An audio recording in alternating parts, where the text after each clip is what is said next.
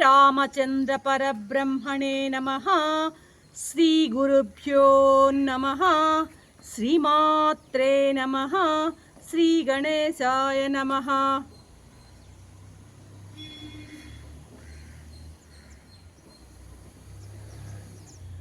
ప్రియాత్మ బంధువులారా, యోగ వాసిష్టం వైరాగ్య ప్రకరణం 3వ భాగం. పూర్వం సుతీక్షణుడు అనేటువంటి బ్రాహ్మణుడు ఉండేవాడు.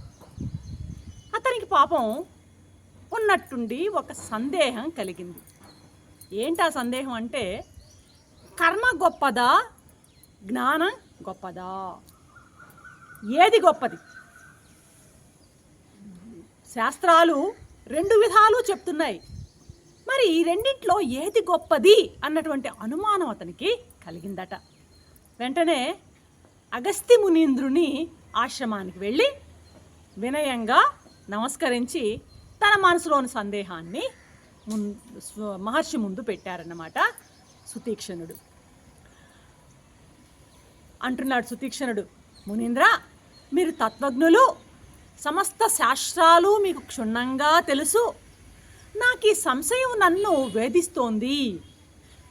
మోక్షానికి కారణం కర్మ లేక జ్ఞానమా, లేదా రెండూనా? దయచేసి నా సంశయాన్ని తీర్చండి. ఈ విషయంలో నాకు ఒక విధమైనటువంటి నాకు కలిగినటువంటి సంశయాన్ని మీరే తీర్చగలరు అన్నటువంటి భావంతో మీ ముందు నేను ఆశ్రయించాను అంటున్నాడు అన్నమాట. వెంటనే అగస్త్య ముని చిరునవ్వుతో అలా ఆకాశం వైపు చూశాడనమాట. ఒక పక్షి అలా ఎగురుతూ వెళ్తుంది. నాయనా, అలా చూడు, ఆ ఆకాశంలో ఎగిరేటువంటి పక్షిని ఒకసారి గమనించు. మరి ఆ పక్షి ఎగరడానికి 2 రెక్కలు అవసరమవుతున్నాయా, లేదా ఒకే రెక్కతో అది ఎగరగలదా? ఆలోచించు అన్నాడు. ఆ పక్షికి 2 రెక్కలు, 2 సాధనాలు. ఒక్కటి లేకుండా సరే అది ఎగరలేదన్నమాట. కాబట్టి కర్మ జ్ఞానాలు 2 కూడాను మోక్షానికి కారణాలే. మోక్షం నీకు కావాలి అంటే కర్మ ఉండాలి, జ్ఞానము ఉండాలి. కేవలం జ్ఞానం వల్ల కానీ, కేవలం కర్మ వల్ల కానీ నీకు మోక్షం లభిస్తుంది అంటే అది పొరపాటైనటువంటి అభిప్రాయం నాయనా. దీనికి సంబంధించి ఒక పురాతనమైనటువంటి ఒక కథను చెప్తాను, నువ్వు విను అంటున్నారు అగస్త్య ముని. చెప్తున్నారు అగస్త్య ముని. పూర్వం అగ్నివేశుడు అనేటువంటి బ్రాహ్మడు ఉండేవాడు. అతనికి ఒక కారుణ్యుడు అనేటువంటి ఒక కుమారుడు ఉన్నాడు. ఈ కారుణ్యుడు మహాబుద్ధిమంతుడు. గురుకులంలో చేరాడు, వేదాంగాలు చదివాడు, అన్నీ కూడా ఔపోసన పట్టాడనమాట. మొత్తం ఆ విద్యనంతటినీ నేర్చి ఆ విద్య అయిపోయిన తర్వాత గురుకుల వాసం నుండి ఇంటికి చేరాడనమాట. ఇతను ఈ యొక్క కారుణ్యుడు ఇంటికి వచ్చినప్పటి నుండి కూడాను, గురుకుల వాసం నుంచి వచ్చినప్పటి నుండి కూడాను చాలా స్తబ్దంగా ఉంటున్నాడు. ఏ పని చేయకుండా ఉన్నాడనమాట. పని అంటే ఇప్పుడు మామూలుగా అగ్ని కార్యాలు, సంధ్యావందనాలు వాటిని కూడా పెట్టాడు, స్వకర్మలను కూడా పక్కన పెట్టాడు. ఓ రక స్తబ్దుగా కూర్చున్నాడు అన్నమాట. అగ్నివేశుడు అలాగా గమనించాడు కుమారుణ్ణి.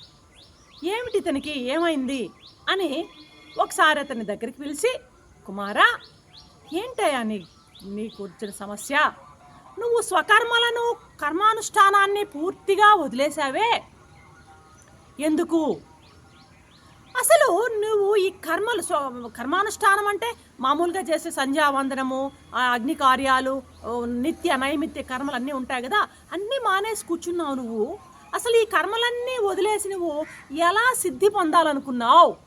అసలు నాకు అర్థం కావటం లేదు. ఈ కర్మలు నువ్వు ఎందుకు వదిలేసావయ్యా, కారణం చెప్పు అని అనునయంగా ప్రశ్నించాడనమాట. అప్పుడు కారుణ్యుడు, తండ్రి, నన్నేం చేయమంటావు చెప్పండి.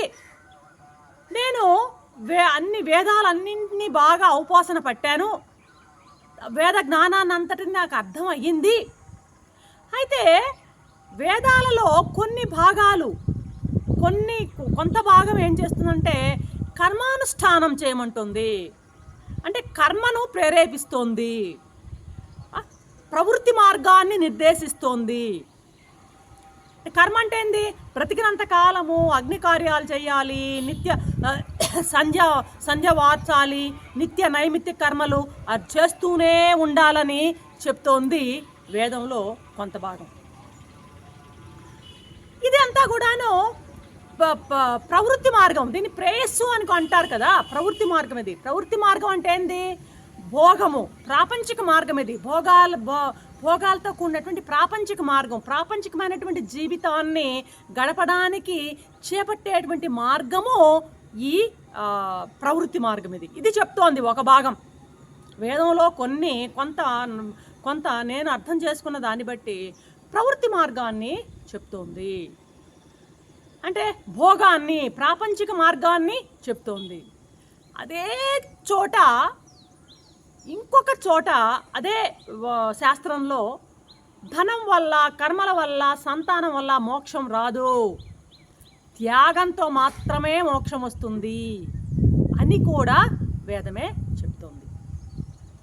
మరి ఈ ధనం వల్ల, కర్మల వల్ల, సంతానం వల్ల మోక్షం లభించదు అంటే ఇది ఏ మార్గం? ఇది శ్రేయో మార్గం, ఇది నివృత్తి మార్గం. అంటే త్యాగం లేకపోతే ముక్తి కలగదు అన్నటువంటి భావంతో నడిచేటువంటి మార్గం ఇది. త్యాగం ఉండాలి, అప్పుడే మోక్షానికి మార్గదర్శకత్వం కలుగుతుంది అన్నది ఈ విషయాన్ని కూడా వేదమే చెప్తోంది. అంటే వేదము ప్రవృత్తి మార్గాన్ని చెప్తోంది, నివృత్తి మార్గాన్ని చెప్తోంది. ప్రవృత్తి మార్గంలో జీవితాంతము ఆ సంధ్యావందనాలు, కర్మకాండలు ఇవన్నీ చేస్తూనే ఉండాలని చెప్తోంది.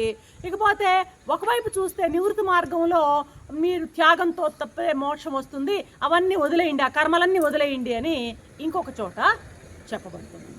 మరి ఈ రెండిటి మధ్య నాకు చాలా సందేహం వచ్చింది.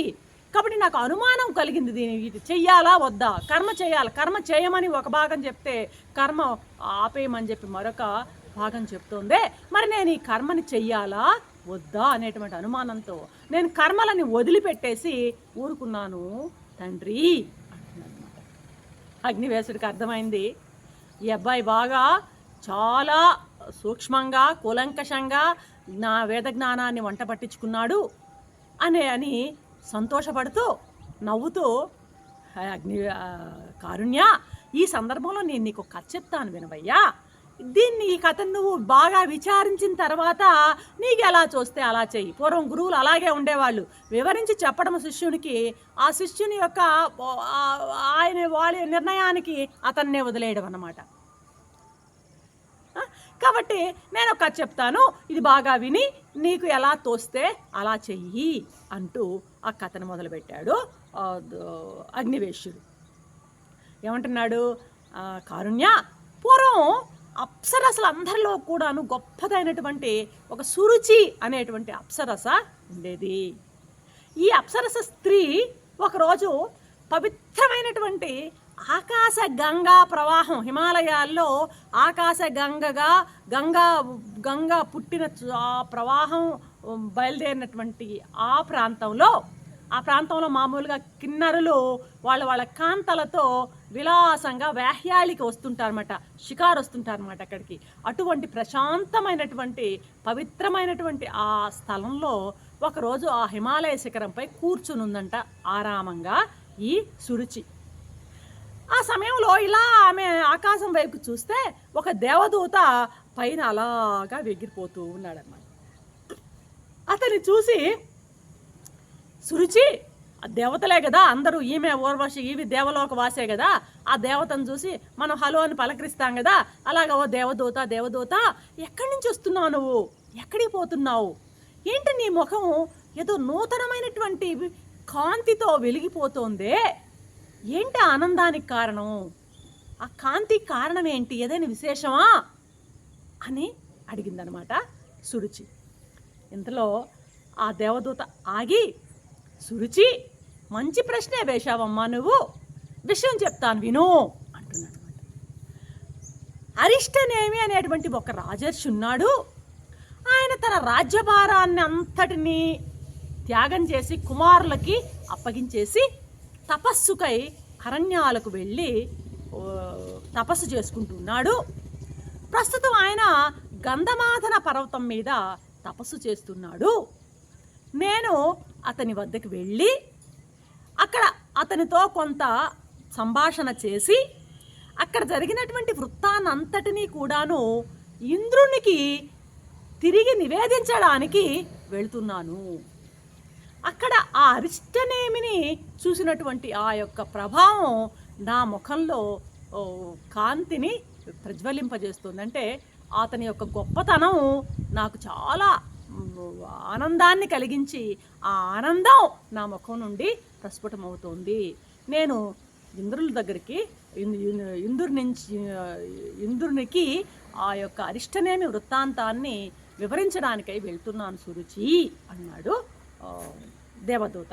రేపటి ఎపిసోడ్లో ఆ దేవదూత మిగిలినటువంటి వృత్తాంతాన్ని ఏమని చెప్తాడో చూద్దాం. అంతవరకు సెలవు.